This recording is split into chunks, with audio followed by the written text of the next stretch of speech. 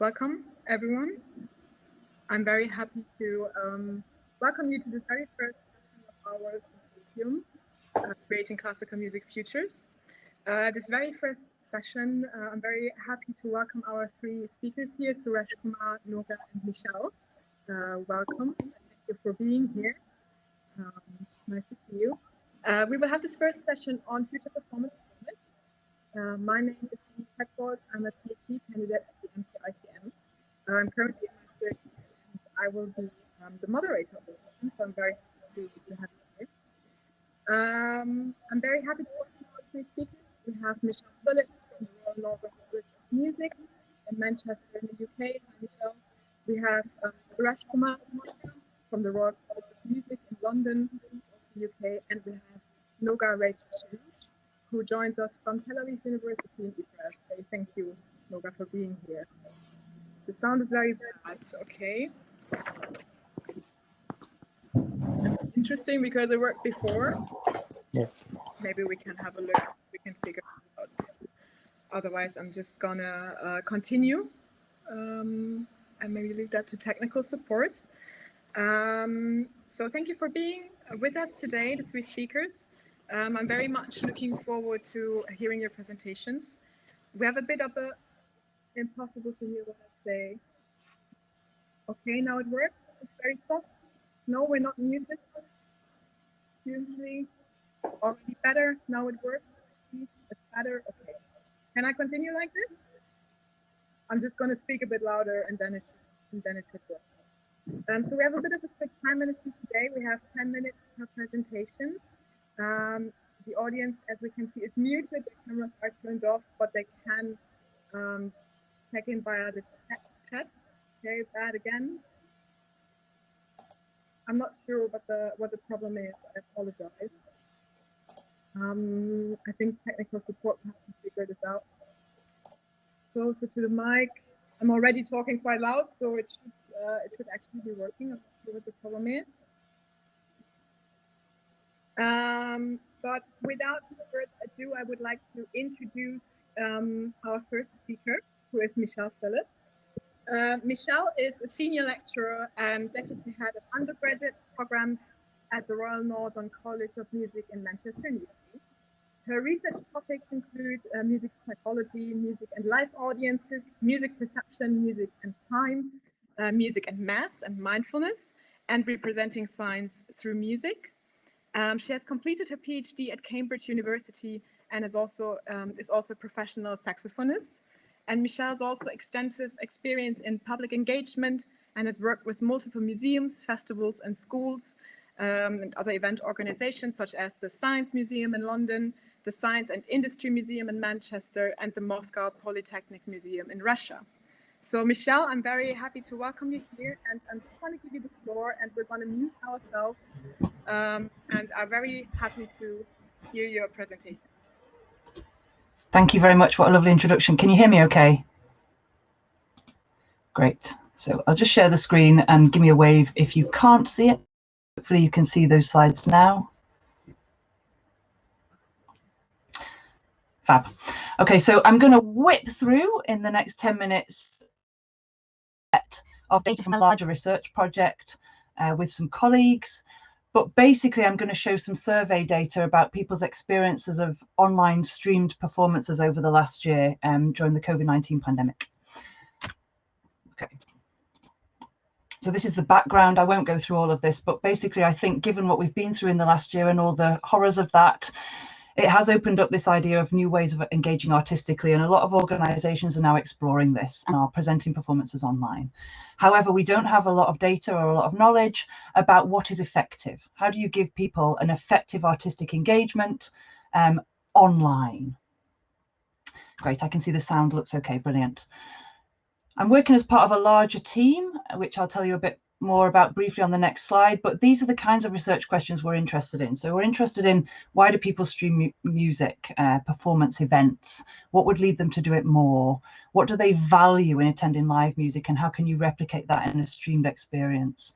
And the longer term impacts of people's engagement with artistic events during the last year, what long-term repercussions might that have for live music? So this is the research group that I'm working with. the Manx research group that I founded, Music Audiences, Cognition, Neuroscience and Society. So there's a team of us in Greater Manchester that are working on a large research project that's looking at audience engagement and how people access performance, both live and digitally. So these are the research questions of this phase 1 study that I'm just going to show you now in the next few minutes. So our questions were around what would lead people to stream more events? So what have they experienced this year that has worked or hasn't worked compared to a live experience? What do people value when they watch events online? What do they value when they attend live? I'm not going to talk about research question 4 today, but we collected some data on how people are listening at home and what their speakers and their monitors are like. And then finally, what are the longer term impacts on how people want to access performance post COVID-19. So I'm just going to show you some data from 100 participants that I gathered using the survey software Prolific Academic. I'm going to show you some of the graphs, but basically the headlines are at the bottom in pink, and then I'm going to summarize the headlines. So what you can see from these 2 questions that I asked are basically that of those 100 people that I asked as part of this survey, most of them had attended something online over the last year. So people have online attendance now that they can reflect on. But that question at the bottom shows you that only 50% of those had attended more than they would have done otherwise. This is some data that shows why people said they attended more. So if they attended more online events, and I asked very broadly about music performance events, so that could include classical concerts, popular music gigs, opera, jazz, a variety of different events. But the headline from this, from these red boxes, is that if people did attend more online events over the last year, and I asked them specifically about March to March, then the reasons they gave were not artistic ones. The reasons they gave were around convenience, having more time, being more aware of what was online. So one of the headline findings, I think, through this phase 1 data collection is that marketing plays quite a key role in how people access online events.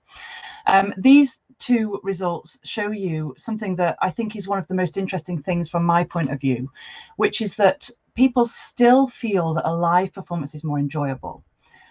And the reasons in this red box here are all around interaction. So sense of occasion, which I think is related to liveness. It's going to be great to hear the presentation after this one, which is around what liveness is. But those top 2 are around that opportunity to interact with other audience members and with performers in real time. And that is something that, despite everything that has happened over the last year and all the incredible innovations in online events, we haven't yet got right. Just a few other headline results before I put this in a wider context. I asked people what might change their likelihood to access events online rather than live. And actually, overwhelming response was, so there is something about live events that mean that people feel that cannot be replicated online. And for us personally, that might ring true. I think we're still at a stage where we feel that an online music event doesn't have everything a live event has. But then at the bottom, here's some data from the final question I asked, which was, when we are post-COVID, and we're all really looking forward to that, how likely is it that you will stream more performances online rather than attend in person? And for me, this is a key question. So have our habits changed for good over the last year? And although most know they're still likely to attend live as they would have done before, there are a group of people here, so there are about a quarter to a third of respondents said that there is some likelihood that they would now, post-COVID, choose to attend a music event online rather than in person. So for everyone here who's perhaps part of an organisation that programs events, that's fascinating, that there are a group of people that will now make a different choice. So if an event is put on live versus online or in both formats, there has been some behaviour change over this last year. But for most people, nothing will change this for them. Okay, so this ties in with one of the previous observations that I made. When you ask people what they miss most about live music, the main answer they give is this sense of occasion, which I think is linked to this idea of liveness. And you can see again here, the second most popular responses, one of those was about the social aspect, watching and being with other people. And the other one was about mood, which again, I think is linked to something I'll say shortly. Okay, so where do we go from here? I found it fascinating over the last year, the incredible research that has come out around how music has helped us. Music has helped us through this horrible year. This paper is absolutely fantastic, that talks about how music has helped us to feel less lonely. That idea of music as a social surrogate while we've all been locked down. This is a great paper, a great website with text by Eric Clark that talks about how we now know that music brings people together. Now, we knew that before, but the last year's given us an opportunity more aware. And we know about all these fantastic stories about people singing on balconies and making music together to help us through this last year. The other factor in terms of where we go next with this research is that, of course, the music industry has changed forever. So it won't be the case that we will go back to how the music industry looked and how performance events looked pre-COVID. It will change forever. And there's some really nice articles online like these two, and this great one in Wrap that talks about how virtual concerts really are probably here to stay. So this idea of us learning more about what makes an effective online concert, to me, is vital to the future of the music industry and to the economy that relies on the music industry. So here's a summary. So where do we go from here? This is my final slide. I'll just spend a couple of minutes on this. First of all, the results that I've showed you today, I've started to do some factor analysis of these. So what co-varies. So for example, I've looked quite a lot at the age data that I collected because I was very interested in this idea of, does age make a difference in terms of whether people attend more online events or prefer live? And actually, so far, age doesn't seem to make a difference. So I had a variety of ages in these data from 18 to 59, and the average was 38. So that's quite interesting. So this market for people who access live versus online events is broad. We need a greater understanding of what sense of occasion or liveness is, and there's some great work going on around this now. There's a project being led, the Neuro Live project being led from Goldsmiths, brilliant project about liveness, and I'm excited about the next talk. I really think we can learn from sports events. So sports events are very good at putting things, streaming things online and creating a sense of occasion in a sports bar or people gathering in houses and creating a sense of occasion around that event. We haven't quite got there yet with artistic performance, but I think we can learn from sports events. Online performance events need to get better at facilitating interaction. I've really enjoyed interacting with things that have been on Facebook Live. And part of the reason I've enjoyed that is because you can interact, you can comment and you can add emojis. So I think we need to get better at that. So a lot of what we've done is we've shared one-way traffic. And we now know that social, that interactive element is really important. And then final bullet point before I talk through the next phase of this research. Yes, most people still seem to prefer to attend live, but there are people who are now more likely to choose to watch events online instead. There is a new market. So again, for those of us, and the RNCM is also a performance venue, so for the RNCM also, there is now a market for online events as opposed to live events, and we should not ignore that. That's an exciting new opportunity, I think. So where we go from here with this Manx research group, our phase 2 is to refine these questions, so to include some of the responses we got in the other categories, feed those back in. We've got some collaborators working with us in Australia and in the US, so the next distribution phase will hopefully get a much wider response. And finally, after we have this data, the next stage is to work and to collect some neurological and physiological data with some performances in the concert hall, so that again we can learn more about what constitutes liveness and what aspects of a performance elicit a biological or a physiological response as well as a behavioral one. And that's it. Thank you. Thank you so much, Michelle. In the meantime, I switched to another microphone. I hope that you can hear me. Yeah, okay, that's better. That's good to know. Well, thank you so much for your presentation and for the wonderful timekeeping on your own behalf. I think we recognized quite a few things that you discussed that happened in the last year that we now have to kind of talk about and we now have to deal with. So I hope that maybe if there are no urgent questions from the audience, we move on, and hopefully we will have a bit more time to discuss your research later in the last 15 minutes of the session. Thank you so much, Michelle. So our next speaker is Suresh Kumar Sikka. Welcome. Suresh Kumar is an early career researcher at the Royal College of Music in London in the UK. He's currently doing his doctoral study on audience experience in film with live music concerts. Suresh Kumar holds a bachelor's degree in mechanical engineering from the National Institute of Technology in Trichy in India.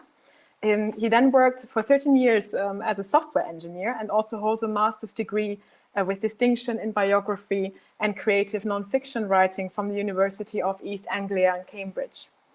In his current research, Suresh Kumar aims to find out what the audience see and listen to and hence experience when watching a film with a live orchestra performing the score to the projection of the film. And fittingly, Suresh Kumar has a film with us to share today. So I'm not sure if you want to add something, Suresh Kumar, before I share the link with the audience. No, I think the introduction was perfect. Thank you so much. Okay, thank you. So I would like to invite the audience to watch this film on their own local devices so we can make sure that the audio and the images are the best quality they can actually be. So I will share the link in the chat and I would like to ask you to right-click the link and open the video in a new window so you're not being thrown out of the session. I'm going to time it, so I'll see you back here in approximately 11 minutes. And this is the link.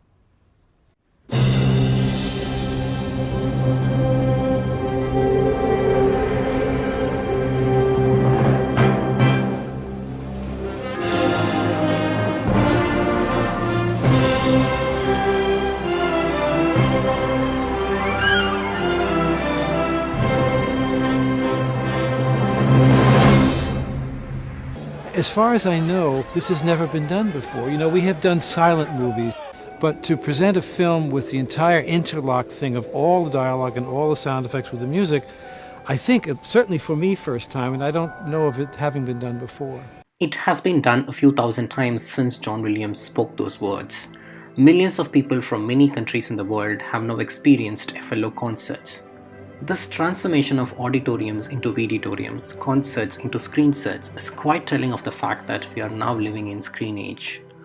All performance arts are now having to compete with the ever-accelerating audiovisual media for the ever-diminishing audience's attention span.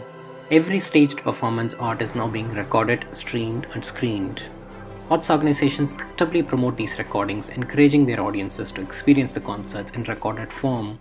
The concerts of the Berliner Philharmoniker are broadcast exclusively on the internet.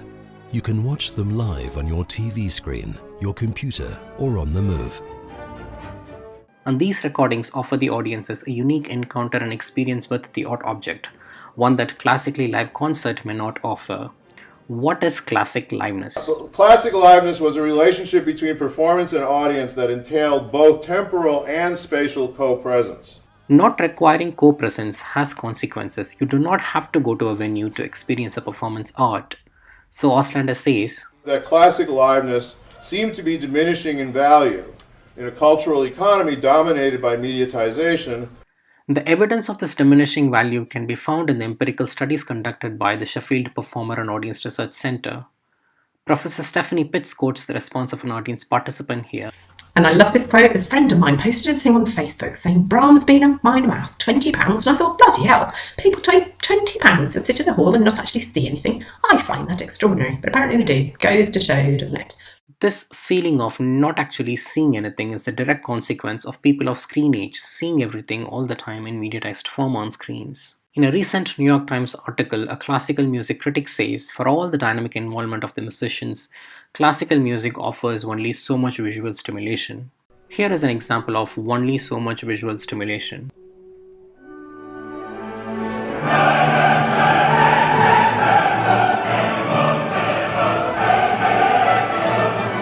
And here is a sample of visual stimulation when watching a musical performance in mediatized form.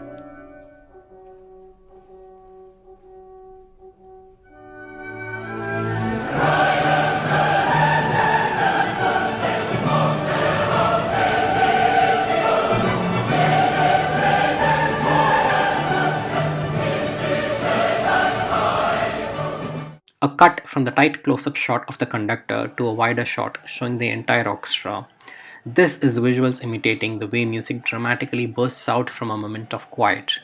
This is visuals imitating the tension and release, doubling that effect inherent in the music itself. To most audiences, their frequent encounters with any performance art would most probably be on a screen. So to them, seeing musicians perform on a screenless stage could feel like not actually seeing anything. So what can we do to make the audience see? FLO concert format may have some answers, but it must be said that even with films, when we watch them in theaters, we do not consciously see or pay attention to the music. And that is because our working memory is a finite resource. Actually, our nervous system is incapable of processing more than about 110 bits of information per second. And in order to hear me and understand what I'm saying, you need to process about 60 bits per second. That's why you can't hear more than two people. You can't understand more than two people talking to you.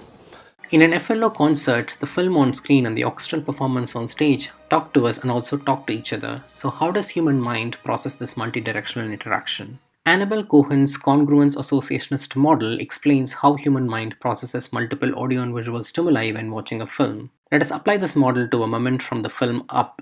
Hey, gentlemen. Good morning, Mr. Fredrickson. You ready to go? Ready as I'll ever be. Would you do me a favor and take this? I'll meet you at the van in just a minute. I want to say one last goodbye to the old place. Sure. Take all the time you need, sir. As we watch this moment, we know what happened before, we know what is happening now, but we don't know what will happen next. So we search our long-term memory for the story grammar of the life of a widowed old man who is about to be sent to a retirement home. And then we generate a hypothesis as to what might happen next. Cam explains how our mind processes information when watching a film for the first time. But in an FLO concert, we are not watching a film for the first time, and we already know what happens next. Hence, in an FLO concert, the mental resource used for searching the long-term memory and generating a hypothesis is totally free and available. So it could now be utilized to consciously pay attention to other aspects of the film and the concert, such as the sight and the sound of the performing orchestra, and the affective power of orchestral music.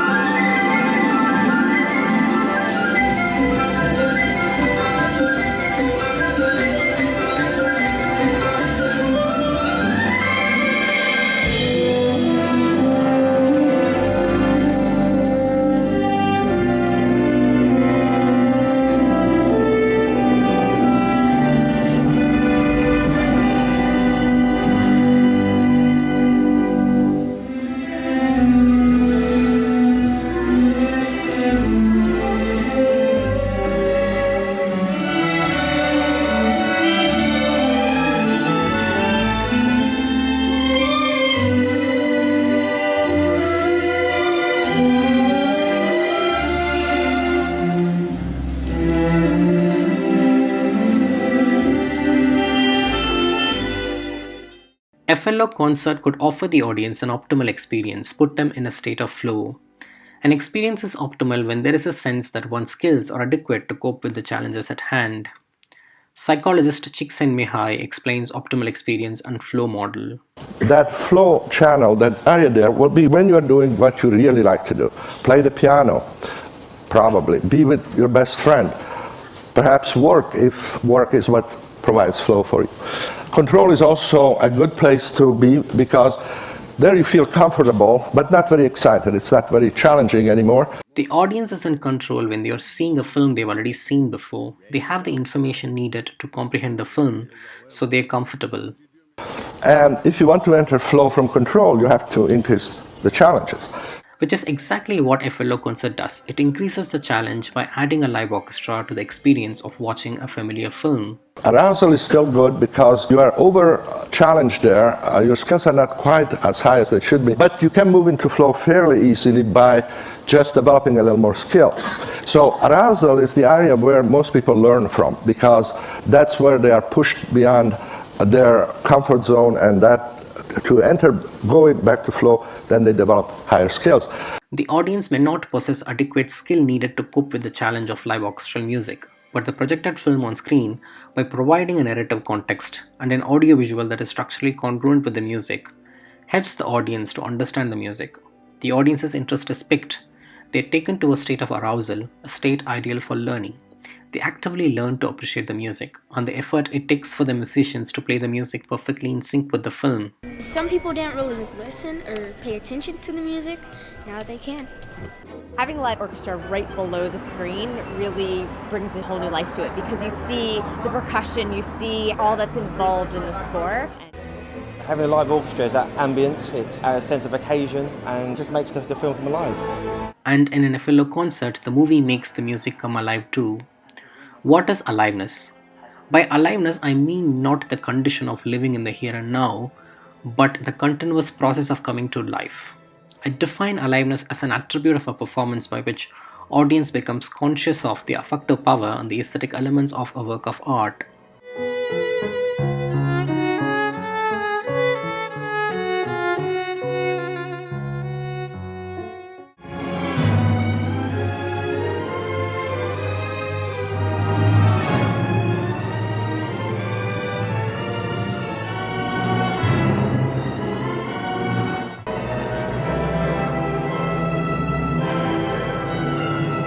With aliveness, I propose that orchestral music can co-opt video in its live presentation to make its internal structure and patterns intelligible to all audiences.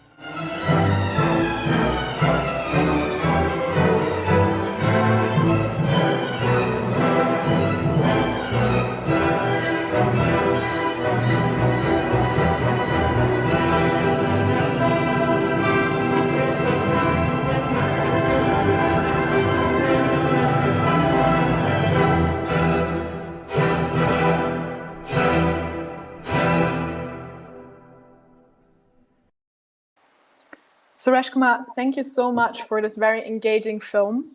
That was very, very, very nice. Thank you for sharing this with us. I see there were already questions of if you're keeping this film online, so other people might be able to watch it too. And you will. Thank you so much for keeping it online. I think a few people I know would also be very much interested in it. If there are no urgent questions, I think there's plenty of things to talk about, like your idea of aliveness. And it also presents an interesting sort of micro level to what Michelle was talking about, right? How we could actually look at how we engage with music together with other kinds of media. So I think we have plenty to talk about in a discussion. But if there's nothing urgent from the audience, I will now introduce Noga Rachel Shelush. Noga is a PhD student in musicology at Tel Aviv University. She works also as a piano teacher. And she also works as a writer and editor in the program department of the IPO, which is the Israel Philharmonic Orchestra. She holds a bachelor's degree in musicology and humanities and a master's degree in musicology from Tel Aviv University. And in her MA thesis, Noga analyzed multimedia works by the contemporary artist Anri Sala, in which she basically suggested a musicological research based on the juxtaposition of music and visual art. In her current research, she examines extended listening forms and alternative performances of classical music through contemporary multimedia artworks. And I'm very much looking forward to hearing your presentation, Noga, and I'll give the floor to you. Thank you very much, Denise, for the introduction. I'm going to share my presentation.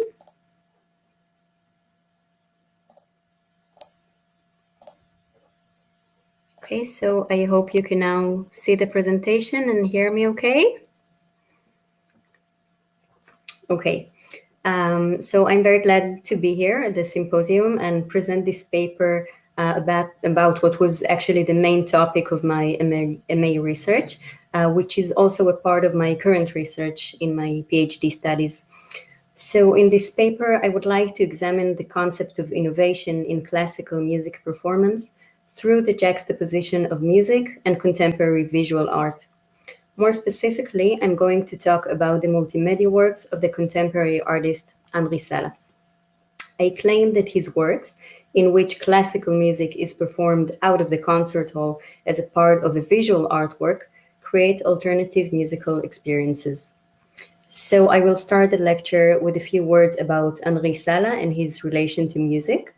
Then I will show you an example of one of Sala's works entitled Revel, Ravel, Unravel, a work from 2013. And then through this example, I will relate to the main elements that create innovative performance and enable new listening forms in Sala's works in general. So this is Anri Sala. He is a contemporary artist born in Albania in 1974. As a student, he moved to Paris and then to Berlin, where he lives and works today. In the early 90s, he has started working with music and sound, and gradually, music from different genres has become the central element in most of his works. And therefore, I realized that his time-based works might be fascinating for musicological research. So my MA research was an attempt to analyze Sala's artworks through a musicological perspective. And because we're discussing possible futures of classical music, I would like to show you this table. And these are examples of Sala's works in which a classical composition is the point of departure. Each work consists of different media, as we can see here in the right column, and also perhaps through these photos, which are stills from different works by Sala that involve installation, video, as we can see here, for example, and also live performance. Going back to the table, in all of these works, a movement or a whole piece even, which we can now see in bold in the middle column, is heard and performed in unusual ways and with alternative contexts, as I will now demonstrate with a brief example. One of Sala's most famous works is a video and sound installation entitled Revel, Ravel, Unravel. The first word is the English verb revel, meaning to tangle or to complicate, and the second is the composer's name. The work was made for the French Pavilion in the Venice Biennale of 2013, and since then it's been exhibited in different interpretations in several galleries and museums. The work consists of two parts. Revel, Ravel is the first, originally but not always, followed by the second part, Unravel. For this project, Sala chose Ravel's piano concerto for the left hand. He decided to double the solo part, so what we get here is a concerto for two left hands, which we see here on two different screens, and an orchestra which we can only hear. The two soloists are not always synchronized, as there are slight rhythmic changes determined by the artist and articulated in rearranged scores. Sala explains, I quote, "The respective tempos of each performance have been recomposed so that both executions continuously shift in and out of unison, one evolving slightly more slowly than the other, first creating a slight echo, then a doubling with the notes heard twice, eventually catching up only to shift away from one another once again." End quote. Curator Natalie Bell describes what she calls an in-between space, which is created in the gap between the two performances. I quote, "Sala opens up for us a non-place, an in-between space, a space so flitting and fragile that it exists only between the tempos of these arrangements." End quote. In some exhibition of this work, the temporal gaps between the two versions of the concerto were emphasized by the installation itself. As we can see here, for example, the visitor can actually walk between the two screens so that the gap between the two performances is dominant through the space as well. I'm now moving on to the second part of the work entitled Unravel. And this is a video that features the DJ and electronic music artist Chloé Tenevin, who we see here in the photo. And she is trying to unify the two performances of the concerto by remixing them. In this video, she is seen with two turntables, and she's trying to manually cancel the tempo differences between the two arrangements. I will now show you short excerpts from both parts of the work. The first is from Revel, Ravel, and the second from Unravel. And these are videos from the first performance of this work in the 2013 Venice Biennale.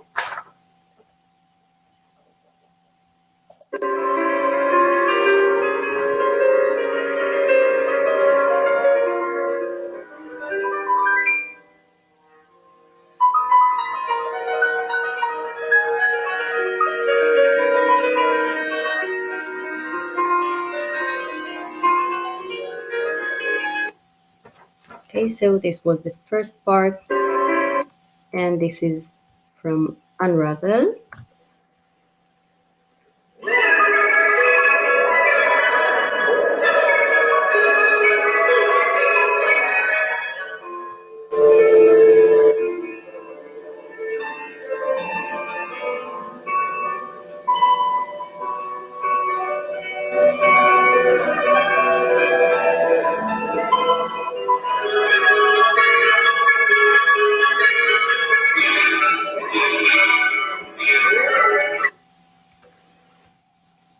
Okay, so with this example in mind, I will now conclude with some of the main tendencies that reshape the concert experience and norms and create alternative performance and listening experience.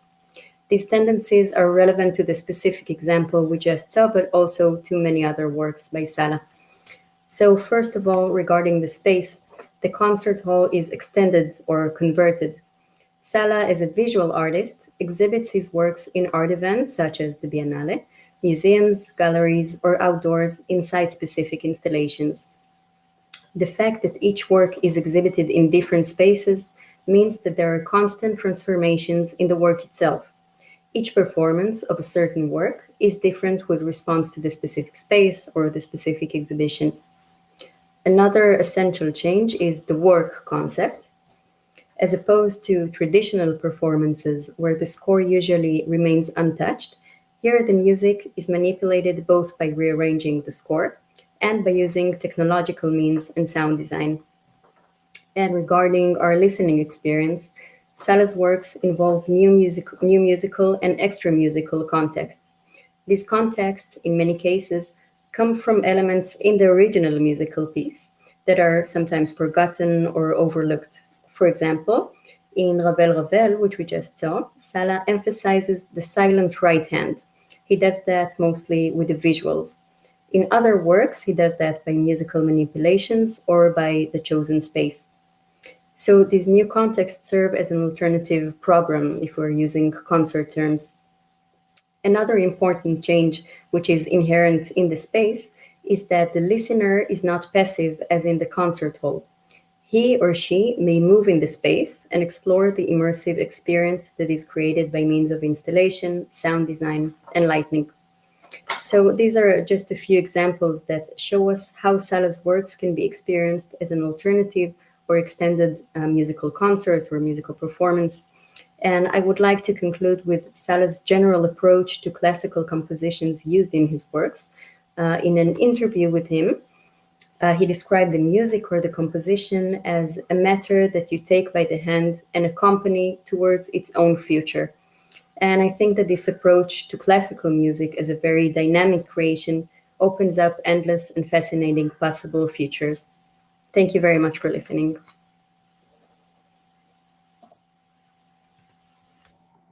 Thank you so much, Noga. That was very insightful, and I think also sort of an opening up from what you regularly see in these sorts of approaches, right? So taking these contemporary artworks, multimedia artworks, and thinking about them as ways of performance is very, very inspiring. Thank you for this. Thank you. I would like to open the discussion. So the delegates are herewith happily invited to share their questions in the chat. We're going to give them a few minutes. I think people are typing things up. So I'm just going to wait for a little while. Thank you so much for these great and insightful presentations. It was a pleasure listening to you. And I'm happy that the technology worked with us and that everything went well. And I'm looking forward to the questions. So we're going to give it 1 minute or two. I see applause.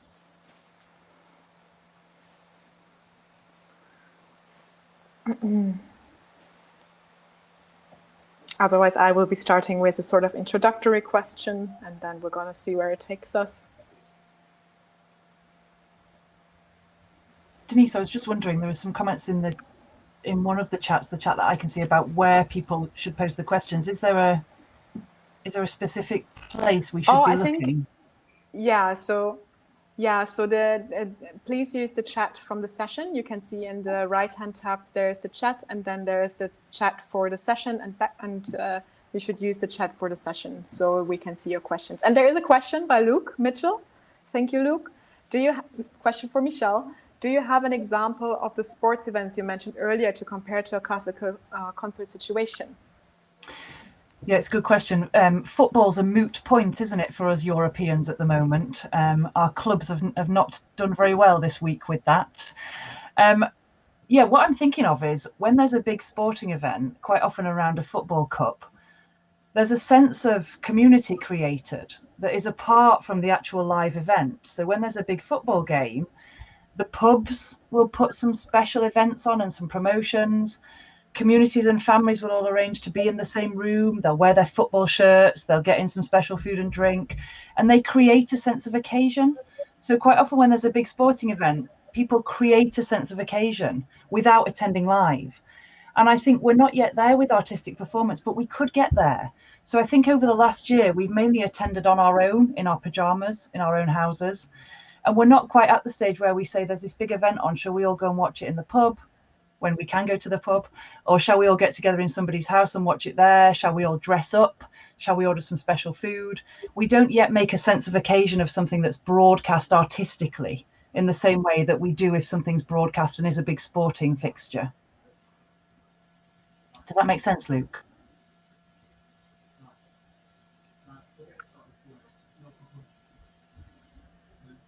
I'm going to give Luke maybe just a second to respond to that. And otherwise, we're going to move on. Thank you, Michelle.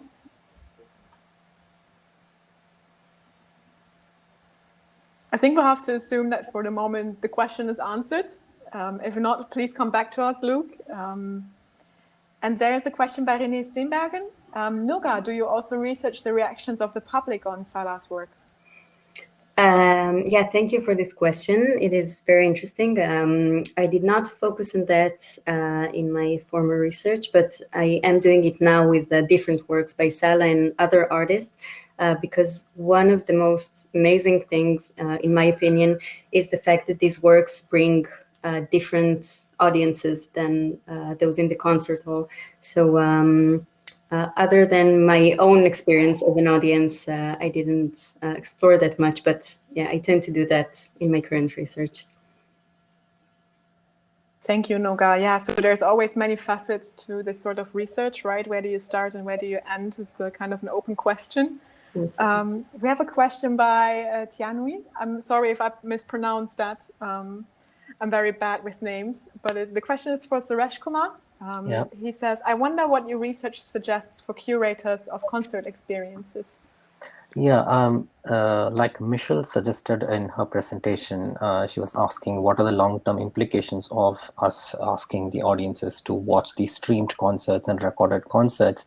They're getting accustomed to an aesthetic that is very specific to cinematic visuals with the close-up and the cut. These are the aesthetics that are very specific to cinema.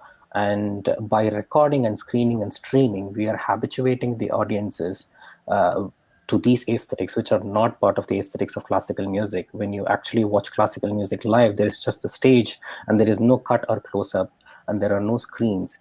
Now, because we are getting audiences get used to these aesthetics, we have to be very aware of like what are the future implications of this. Like if they're going to watch more and more concerts in these mediatized forms, then what is their experience going to be when they come back to watch a concert live? Is it going to be a much diminished experience? Is it going to be, are they aware enough to know that these two are different aesthetic experiences and they should not compare and evaluate these two things in the same way? Like obviously the visual stimulation when a concert is recorded and streamed and screened is much more intense. And especially, like I say, in this audiovisual culture where everything, like even on a Facebook, if you post a happy birthday, now it actually has to, the balloons has to fly and it's posted as a colorful image and not as a simple text. So everything is driven towards visual stimulation. Everything, all the social media apps wants our attention. They want to kind of stick to the app, do something, engage with it. Now, I think through this research, I want the artistic directors and the organizers to be aware of these habitual changes in the audiences. Yeah, thank you so much, Suresh Kumar. We're getting a lot more questions, so I'm just going to see that we work through them chronologically. And please, if your question is not going to be in this discussion, feel free to contact the speakers and get in touch with them and maybe get together in a lounge or something. But we're going to continue. So the next question is by Alexander Webb, and it's to Michelle. Alex asked, how much will the need for interactivity affect programming decisions? I think this is a question that points towards the future that you were speaking about, right? Yeah, it's a great question. And I think actually there's some very simple things we can do. We're still quite new, I think, aren't we? And a lot of organizations are still quite new to how we present an event online. And I think what a lot have done has been one-way traffic. So we show you an event, you listen. But there's also been some innovations. So simple things like enabling a platform where people can react with emoticons, or they can react with comments like Facebook Live. When we run the series of events at the RNCM, which Alex will know well, and he's a colleague there, we tried to use Twitter. So we tried to use a hashtag to get people to interact using Twitter. But simple things like the platform you're using today for the conference, I think it's really important that there's an element of not just one-way traffic. People need to be able to respond. So there are some simple things people can do. But longer term, I think we need to be looking at things like virtual reality. I did collect some data on virtual reality experiences and augmented reality. I think if we're trying to look at this idea of liveness and immersion, that's the way forward. It needs to be something that is more immersive. Thank you, Michelle, for that assessment. There's another follow-up by Alexander Webb. I think this is a question to every one of you. So his question is, by adding more stimulus to artworks, for example, the videos of Dvořák's Ninth, right? Do we risk losing what the original artwork can offer us because audiences get kind of overstimulated? And Juliette Rombotti also added to that, right? Yes, my question is whether by adding visual imagery to music, do we risk reducing the essence of the work by applying a specific meaning to it? So I'm not sure who of you would like to respond to that. I'll take that up. I think the arts organizations, concert halls are programming these kinds of like orchestra with films or with screens, because basically they're trying to attract newer audiences and younger audiences. This is specifically useful for uninitiated audiences, people who are not usually interested in classical music, but and because there is this huge thing about the audience development and how do we get younger audiences to watch classical music. Audiences are aging and this audiovisual culture, so there are multiple factors in play here, and this visual is particularly useful when we are trying to reach out to more newer audiences and much wider audiences. Yeah, of course, like people who are already very familiar with classical music and its aesthetics may not necessarily need a visual to get stimulated. They know like what is in it for them. So for them, yeah, visual might even be a distraction, but it is useful when we are reaching out to more newer and wider audiences. I'm not sure if Michelle or Noga have something to add.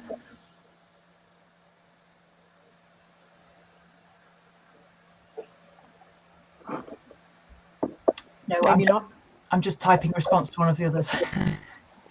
Yeah, I see the chat is quite active, so thank you for also interacting with the speakers. The next question is by Felis Frank, and she thanks us first for the nice presentations and that they resonate well. She has a question for you, Noga, but perhaps also for the other speakers. I wonder if you could reflect on to what extent does a gallery space or an online platform or a concert hall with a movie screen afford other ideas of what would be a good innovation of classical music, that is? Yeah, thank you. That's a very interesting question. I think that there are endless possibilities for very good innovation in spaces, in alternative spaces. I think that if we look at the galleries, for instance, there are many things that could change. The audience is different, and you have, for instance, the temporality can be very different. I mean, you can you don't have to follow the linearity that you must follow at the concert hall, for example. So you can take a look at a certain work and then watch it again, listen to it again, go to another work. So the whole temporality is quite different. And I think that in general, the fact that we are not in the concert hall, it means that you can pretty much, as the artist, as the audience, you can pretty much do whatever you want. So we just have a variety of lots of listening forums, lots of things that we can do with the music itself. We have the participatory art, where the audience actually can change the music, can affect the music. Yeah, so I think that the gallery is a very interesting space in this regard, but also the online space is, I think it's also endless as well. Yeah, thank you, Noga. I'm not sure if anyone of the other speakers has to add something to that. I see head shakes, and we're going to move on. I think my colleague Neil has redirected some questions from the main chat to the session chat. Thank you for that, Neil. We have a question by Jeroen Smits, and it's a question for Suresh Kumar. After your presentation, I'm wondering what your opinion is on something like symphonic cinema. Wouldn't the visuals, albeit attractive, result in a cognitive overload, leaving less attention to absorb the music itself? Yeah, I think we had a sort of similar question already, right? So. Yeah, I think the artists who are actually conceiving these visuals for already existing musical material, they have to be cognizant of the fact that it cannot be overstimulating. They have to maintain an optimal level of stimulation so that the concentration is split between the music, and the visual has to be kind of a supplement. It has to be just enough stimulation for them to appreciate the structure of the music, the patterns that are emerging from the music, and nothing more than that. We cannot, like, for example, like films, like they are just overloaded, sensory overload. You have narrative, you have characters speaking, there are sound effects.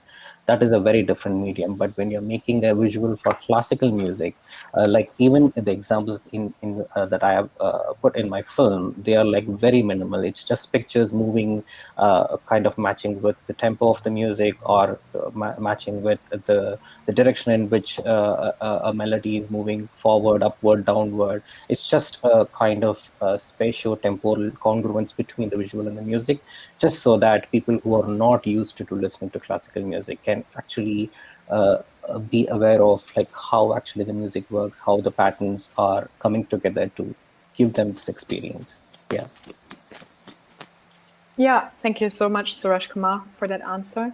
I think we have maybe time for one or two more questions, and then we unfortunately already have to end the session. So to the speakers, if you want to get a hold on the questions that might still be there in the chat for you, right? There might be interesting things to talk about. There's a question still by Robert Laidlow to Michelle. And I think there are already some replies, right? You're already working through the chat.